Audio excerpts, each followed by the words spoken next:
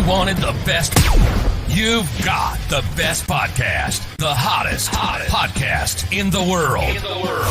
The Chris Voss Show, the preeminent podcast with guests so smart you may experience serious brain bleed. Get ready. Strap yourself in. Keep your hands, arms, and legs inside the vehicle at all times, because you're about to go on a monster education roller coaster with your brain. Now, here's your host, Chris Voss.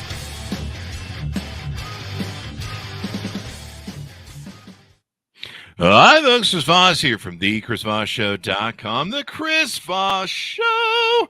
Remember, the Chris Voss Show is the family that loves you but doesn't judge you, the best kind of family there is. Today, we're going to be talking with an amazing author who has a new book coming out August 9th, 2022. I think you're going to want to hear from her. This is, I think this is another book from her. So we'll talk to her about what she does and how she does it. In the meantime, refer the show to your family, friends, and relatives. Go to goodreads.com/Chris Voss. Go to youtube.com/Chris Voss. Go to all of our groups on Facebook, LinkedIn, Twitter, Instagram, TikTok, all those places that you can find the Chris Voss Show. Also, go see us at Chris Voss Leadership Institute.com and all those crazy places on the internet that we're at. Today, she's the author of the newest book coming out August 9th. 2022, You're Invited, the novel by Jayatissa. Did I get that name right? Jayatissa, right? Jayatissa, you got that. Jayatissa, there we are. And she is going to be on the show with us talking about her newest book. She grew up in Sri Lanka, completed her undergrad at Mills College, California, and lived in the UK before moving back to her sunny little island. She works as a corporate trainer, owns a chain of cookie stores, and is a proud dog mom to her 2 spoiled huskies. Welcome to the show, Amanda. How are you? I'm doing well, Chris. Thank you so much for having me. I'm very excited to be here. And thanks for coming. Give us a .com where people can find you on the interwebs. It's very easy. It's just my name, amzn.to. And then this is your second novel, is that correct? Yes, that's right. The first one came out in the fall of last year. It was called My Sweet Girl. It was also a thriller. And now You're Invited is coming out on the 9th of August. And I am, it's just 2 weeks before publication, and I'm steadily getting more and more excited as the days go on. There you go. It's included as the most anticipated and summer reading list by BuzzFeed, The Every Girl, and I think Fodders. Am I pronouncing that correctly? Fodders. I think so. Mm-hmm. Yeah, Fodders, whatever. So this is your second book. What motivated you want to write this? Well, this one was written, interestingly enough, during lockdown. So I had to do something, right? So I was like, might as well write this book. That was a thriller of itself right there. Oh, yeah. I had the idea for it before lockdown, though. So You're Invited is based around a big Sri Lankan wedding. And I had the idea for it when I was at a big Sri Lankan wedding myself. I was sitting down, enjoying the wedding, admiring the decorations and, listening to the music and eating, of course, and admiring the beautiful couple. And just for a moment, my eyes just drifted over onto the groom's mother. And I saw it for just this second, this look of just frustration and anger just quickly fluttering over her face. She pulled it back very quickly, but I noticed it for just a moment. And I thought to myself, gosh, there must be so much that goes on behind the scenes of these big events. And then, of course, the thriller writer in me thought, hey, wouldn't it be fun to throw in a dead body and see what happens? And so that's where the idea came from. You're fun at a party. Oh, yeah. Let's throw in a dead body.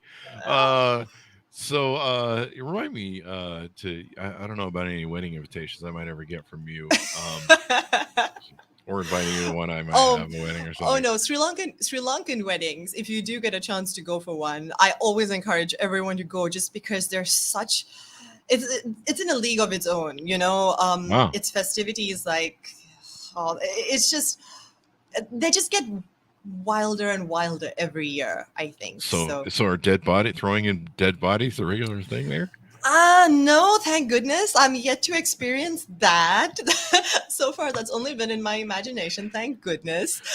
Um, but no, the parties are great. It's just when you reach the point where you're like, hey, let's throw a dead body with that. You're like, hey man, would you like some tacos? Can you throw in a dead body? Like, what's going on over there? I'm just teasing. So Just a little sprinkling of murder keeps everything fresh, you know? wow, okay. Um, there you go. So talk to us about your main character, who she is, and what she's up to in the book. Sure. So the main character's name is Amaya. Mhm. She, at the time the book starts, she's living in LA and has cut ties with her best friend from college. But she finds out through social media that her ex-best friend is engaged to her ex-boyfriend. Oh, So, she's feeling all the feelings and decides to fly down to Sri Lanka where the wedding is taking place in order to stop the wedding by any means necessary.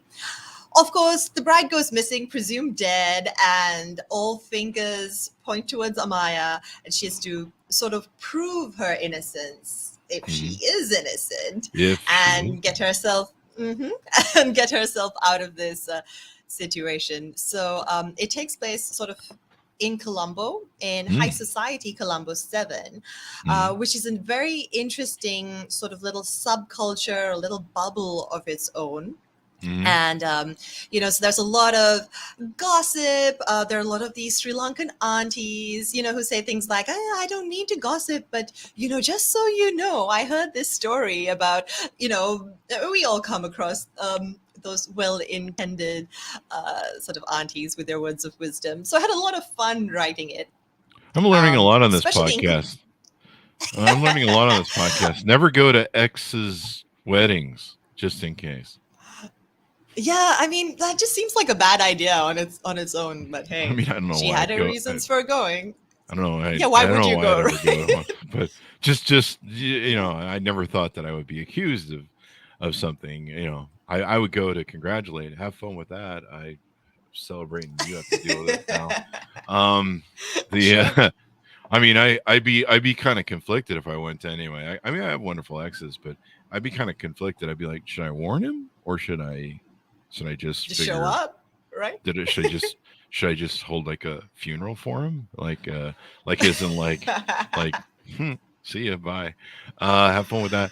But this is definitely a spin. The byline is she'll wish she'd never RSVP'd. So she did actually RSVP to the wedding, huh? Oh, well, yeah, the marketing team came up with a little byline and we all loved it. Yeah. There's been a lot of interesting wedding puns that have come up. I'm sure. So I had someone say, like, the icing on the wedding cake is now she's accused with murder and stuff like that. It's been like a wedding cake with someone with a knife going after the knife. The bride. That's always good. Yeah. I would go to that wedding. That sounds like fun, actually. As long as I'm not the one getting stabbed, I'm cool with it. Oh yeah, sure. Yeah. Go for the drama. Why not, right? I knew getting married was dangerous, but Ben, you just took it to another level. I'm even more scared to ever get married now. So we can't, of course, give away the ending or the middle parts of the book, but what made you choose the characters? Was anybody in real life that you referenced the characters from, or any Hollywood stars that you were thinking of? Good question.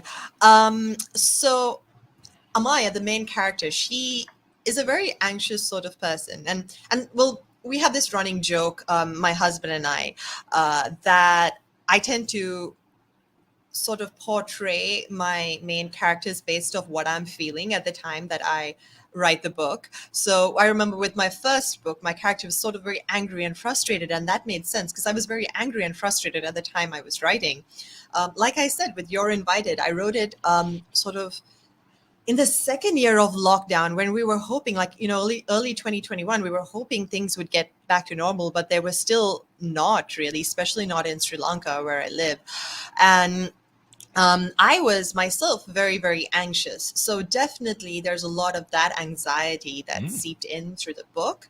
But I can say that a lot of the more fun parts of the book, like the gossip and especially the aunties, are definitely mixes of aunties that I have met in Colombo society, and the gossip, a lot of it is based on real stories that I have heard over the years. So if you ever read any of that and you think, oh my goodness, that is so over the top, a lot of it is actually things that we don't know if it has actually happened, right? But it's definitely things that people talk about. Wow. Wow. Does your husband sleep with one eye open? I'm just curious. I would. No, he's great. He's like, have you considered killing this character this way? So very, very supportive, which is great. Occupational hazards of living with a thriller writer means, it was really funny once. I remember he bought this big box. It was like a shipping container-ish box home. And, we took all the stuff out of it. And then he's like, hey, like, we should get rid of this box, right? And I'm like, yeah, sure. And I was staring at it for a while. And he's like, what? And I was like, you think a dead body could fit in there? Like, bless his heart. He gave me one of those looks like, are you for real? Yeah. No, Are you one of those? He's very sweet. Are you one of those folks who's always watching CSI shows? I know anytime I meet somebody who watches those CSI shows, I kind of have my eye on them. Yeah, the CSI shows. Well, I also read a lot. I read a lot of true crime stuff, follow a lot of true crime accounts. I read a lot of thrillers. I read a lot of horror. I don't know. If you look at my sort of habits, you'd think I was a deeply disturbed person, but I promise you I'm really nice. A disturbed person would say that, though, right? And offer you candy. So, hey, I don't know. I'm not sure. I'm starting to wonder, but no. With your first book, it was loved by readers, obviously, and did well. I imagine, what you were talking about earlier, where there was a lot of, angst and stuff during COVID lockdown. Do you think that contributes to a bit of thriller? Having that living in that kind of feeling? I've definitely heard a lot of writers say so, and I think I'd agree. There's a sense of almost like claustrophobia that kind of ends up weaving in. And that's the thing with thrillers, is that they tend to work out when there are these sort of closed settings, feeling like they're closing in on you, maybe choking you with like that atmosphere. And a lot of the thrillers that I've read recently that I've felt that way, surprise, surprise, were written during lockdown. A lot of the thrillers coming out right now, I think, because of the timelines and the way publishing works, were books that were written, in 2020 and 2021. So yeah. And there's a lot of books that got written in I wrote my book in lockdown, but mine's not like a scary thriller. I don't know. Maybe there's some terror when you read my book. I don't know. Maybe there is terror. I don't know. And no one's putting up a review yet that says this is complete terror. I said, you write this during COVID? But yeah, we've had a lot of great authors on the show that they're like, I was locked down, so I wrote a book. And so it seems like, I don't know, maybe we need more lockdowns. We have more great books. Anything more you want to tease out, or you think any scenarios that are in there you can tease out that maybe can entice people to pick up the book? Sure. So another big theme that sort of is woven in through the story is this idea of friendship breakups, or like female friendships and friendship breakups, which is an idea that has really kind of stuck with me for a long time. And I've been trying to figure out, I think, a way to weave it into my writing, because, if you look at the media today, or if you look at just the way we handle romantic breakups, we are very supportive of it, right? As a society, in the sense it's totally acceptable for you to sit out on your couch, eat a pint of ice cream, listen to, I don't know, Celine Dion or whatever romantic music you listen to, and cry, and all your friends will rally around you. And there is that support system when it's a romantic breakup. But I feel that something like friendship breakups aren't discussed enough, even though oftentimes they can be even more painful than romantic breakups. And when I look back on some of my own, on friends that I've, that I'm sadly just not friends with anymore because of, numerous reasons. We've on different walks of life, or just circumstances are such. No murder, thank God. I feel like I have to put that in there. Not yet.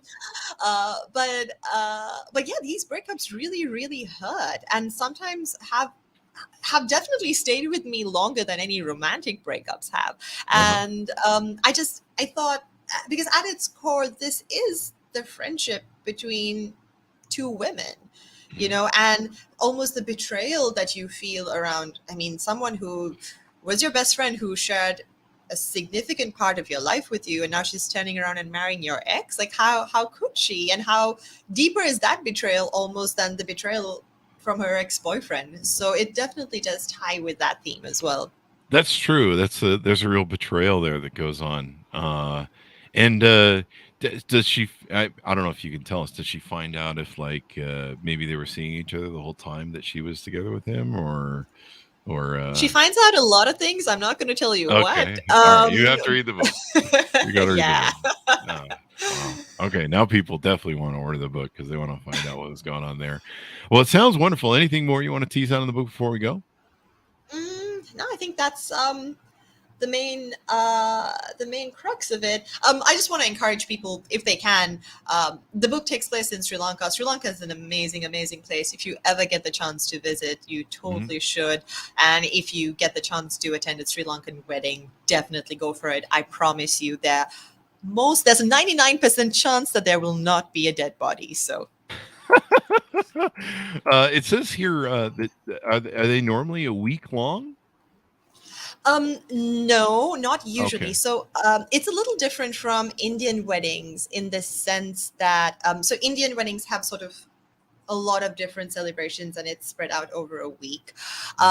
In Colombo, traditionally, you would have the wedding, which is thrown by the bride's side of the family, and sometimes around that you might have little other other little events like they would in Colombo High Society, as they did in this book, where they have various cocktail parties and bridal showers and bachelorette parties, and the whole sort of works.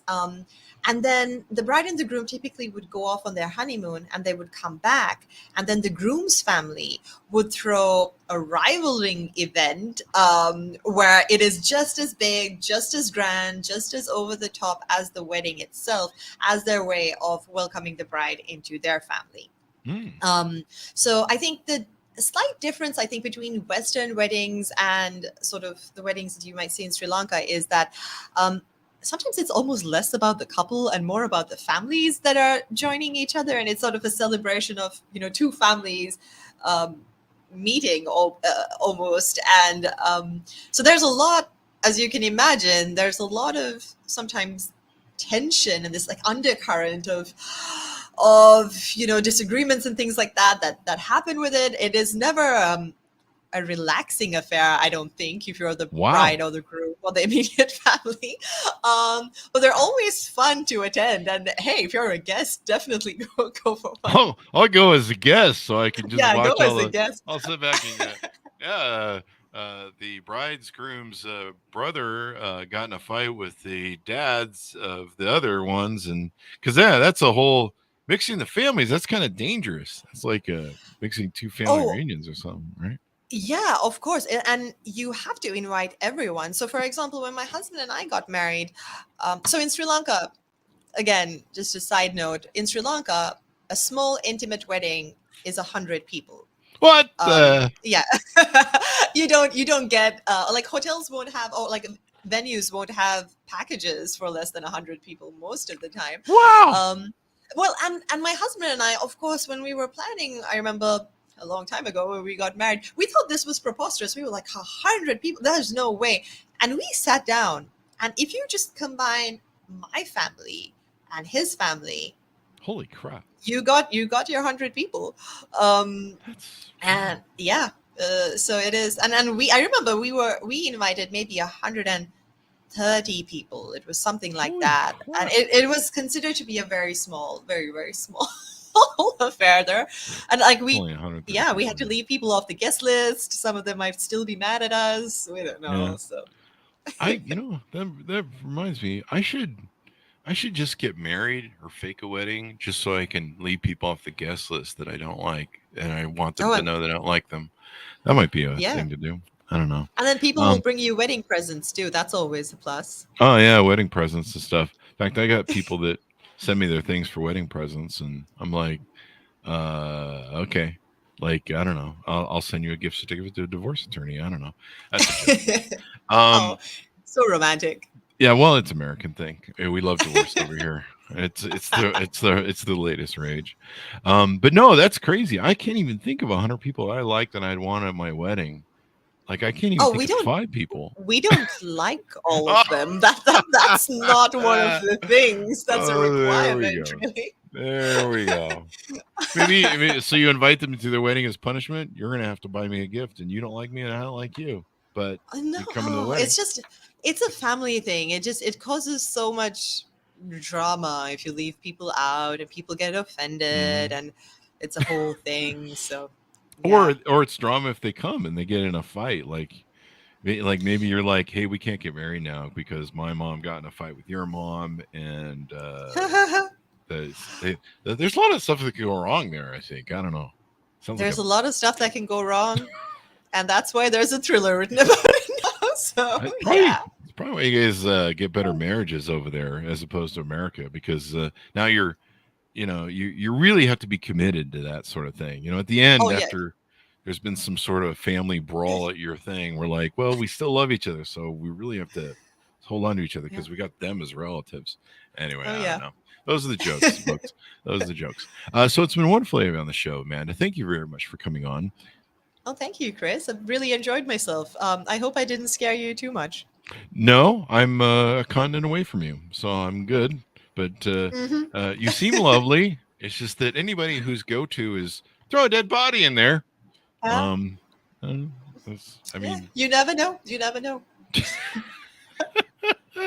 If you ever come over to America, I'll just go to public places where you're at, like huge weddings. But yeah, we'll have to check out the huge Sri Lanka weddings. You got me intrigued now where I'd love to go be a fly on the wall on one. And I'd have to have like a mapping list of like who all the relatives are. I'd be like, oh, look, someone's fighting over there. So there you go. Throw in a dead body. It's less about the fights and more about the very judgmental aunties. I think that's the real fear, because they sort of sit there and you know that they're judging everyone that walks by. You can see the once over, like the ups and the downs and the whispering going on. Can you believe that so-and-so did so? Oh my gosh. Oh yeah. It's like, can you believe what she's wearing? Okay. Or it's like the food is not so great, or it's always something. So wow. There you go.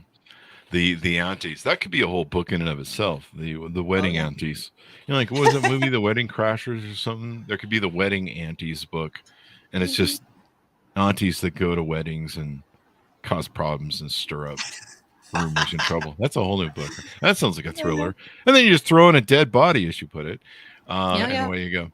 So there you go, guys. Order up the book. Let's get your .com one more time so people can have that on the interwebs. Sure, it's amzn.to. So it's just my full name. And if you want to find me on Twitter or Instagram or TikTok or any of those places, again, it's just @ my full name, which is Amanda Jayatissa. There you go. Pick up the book wherever fine books are sold, but don't go in those alleyway bookstores. They're kind of dangerous. You're invited. August 9th. 2022 by Amanda Jayatissa. You can order up that book and be the first one to get it in your book club, so you can read it first, and then you can tell everybody what happened. I don't know. Don't do that. So we certainly appreciate you guys coming on the show today and tuning in. Be sure to refer the show to your family, friends, relatives. Go to all the places we are on the interwebs. Thanks for tuning in. Be good to each other. Stay safe. Don't throw in any dead bodies, and we'll see you next time.